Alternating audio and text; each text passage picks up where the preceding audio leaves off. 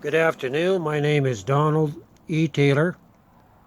It's the 29th of September, about 4 o'clock in the afternoon. I'm the inventor of the Eden Project. This has been a long road for me. That started 35 years ago when I was in Bangs, Texas, sitting under God's prophet to the world, David Terrell. And it might have been just before I got there in '87. He's released the summer later, a few months after I got back. And at the time, I was staying on the 92 with a brother by the name of Claude Johnson. He is the last remaining person to be on the 92. That in its heyday, that this whole place was actually an end-time community of people, but it didn't hold together, right? So anyway, this is listening to visions, to CD tapes, the visions and prophecies that David Terrell has given to the Lord over the years.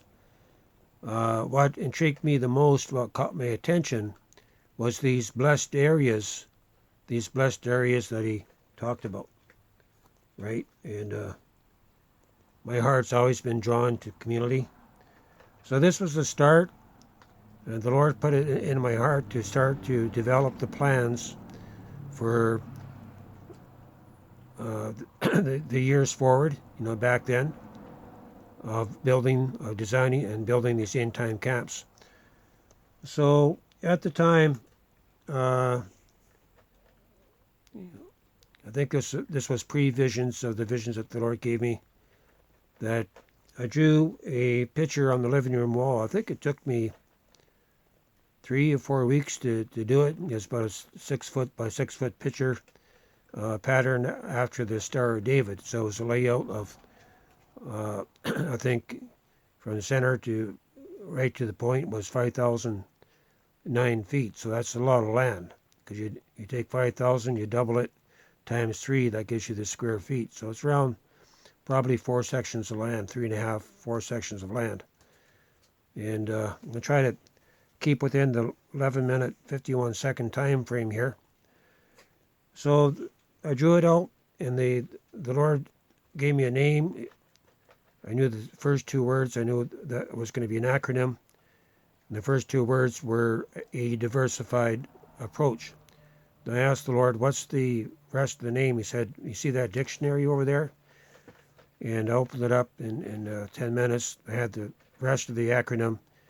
That stands for a diversified approach visualizing isometric dwelling. So this is a new building concept that I showed you over here. That is the full concept, right? And it's taken a lot of years.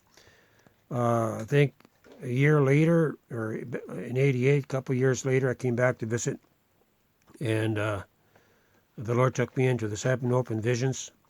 And in the visions, I saw, leaving out from Vancouver just an hour before its destruction, that the Lord allowed me to see a convoy that stretched over 50 miles on the Trans-Canada Highway heading east, right?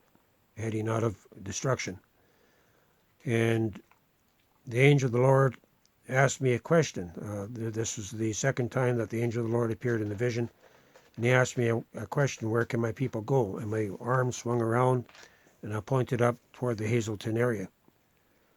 And over the years, I've come to understand that this is going to be happening right across Canada, not just up in BC, but God has safe refuges planned for the north. All right? And this one here, that the angel of the Lord showed me, that is the one for those who will come out of the west coast, that a huge exodus of over 10,000 vehicles would be formed, roughly between 40 to 50,000 people. And in the visions, the Lord took me on a zoom, and I see in a 5-mile stretch of transport trucks, and they're all tarped over. I didn't know what technology they had underneath the tarps, but I knew that it had they had everything that they needed, right, to resettle, to relocate. And now these are the plans. These are the plans. In the visions, now standing on the edge of the number 7 highway, just outside of Hope, BC, a little bit toward the west. In the visions, I was dressed in black, and I was holding a long white tube in my left hands, and these were the completed plans for these blessed areas, for these places of refuge, these kingdom camps, sacred communities, places that God would build to preserve a seed, a righteous seed for these end times. So I started drawing out by hand. I had this big, huge drafting board that I used to tote with me, bring it across the border, and they're probably kind of wondering what's going on here. But I spent the next few years or so hand drafting all this out, and about that time, when I had the hand draftings done, I visited Benton, Missouri. The Lord called me there to build a house for a brother to get them started. And I met a sister there at the Wednesday or Sunday night Bible camp in Burnie, right about an hour away. And when I showed her the plans, she almost fell to the floor. She said that these are the plans that she's been seeing for years, hovering above the earth, right? And during that time there, I think I stayed there for about a month or month and a half. The Lord gave her many visions concerning the first community to be built, and that I would be traveling from that place to various places, around America, building these camps. Then she said the vision changed, and I was up in an airplane going to different places around the world. So this is something that the Lord is doing. Looking back, I can see the steps. Back about 6-7 years ago, the Lord commissioned me to write a book on it, to put a 2 manual set together on the geometric layouts. I did that. Around the same time frame, he commissioned me to make a first real scale model. I think it was only 27 square foot, about 5 feet across, right? All the honeycombs. I made each one with a steel support in the center to try to get a feel for the technology, and it worked perfect. Just tremendous amount of strength. So that's basically what's going to be used here in the floor designs, right? This will have a steel post. A hub will be built into the platform. There's various ways that you can build a platform, but you would need a steel hub where your leg will screw into it from the bottom. Then you would have a 6-way connector where you drop your 2x6 or 2x8 components, right? And so it's a very, very durable, strong, portable, the only one of its kind in the world. The only one of its kind in the world. And so this is the Father's plan to unveil a simple way where people can make the components within the system, then move them into a location that God would open up to set up camp. And that's going to include all the simple technology that the Holy Spirit would inspire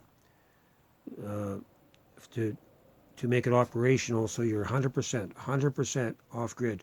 You have no need to be dependent upon the stores, upon the cities, upon the banks. Just a minute, Max. And there's been other steps along the way. The last step would be when I was living in Vancouver Island, the Lord commissioned me to make the quarter scale model, which is a 12-foot platform, right? One of these, but 4 feet across. So I made that, set it up on the floor. Man, was it ever strong and durable. And they all go together so easy. So these larger Uh, so this would be the platforms that I worked with. So I spent recent time, I'm going to jump ahead to now, about 40 days ago or longer, I went out, took a little holiday, and I started building these, doing the camp layouts, outside the geometric core. Then I, started using I got myself a nice pattern laid on the table. And when I made the larger ones, I had to use the ground to lay it out. So it gave me an idea of how to integrate the buildings. So at that time, I didn't have this. This year is only maybe 2 weeks old. So anyway, I ended up in Vancouver Island, worked for my sister, ended up in Gabriel Island. My minute is rushing here. And the Lord gave me the Eden project about 2 weeks ago. And then I started building the modeling. And so in the next 21 days, starting Friday night, I'll be completing the modeling and be able to make a presentation of an entire Goshen camp, Intang camp, and plus all the technology to make it work. I'm going to end it here.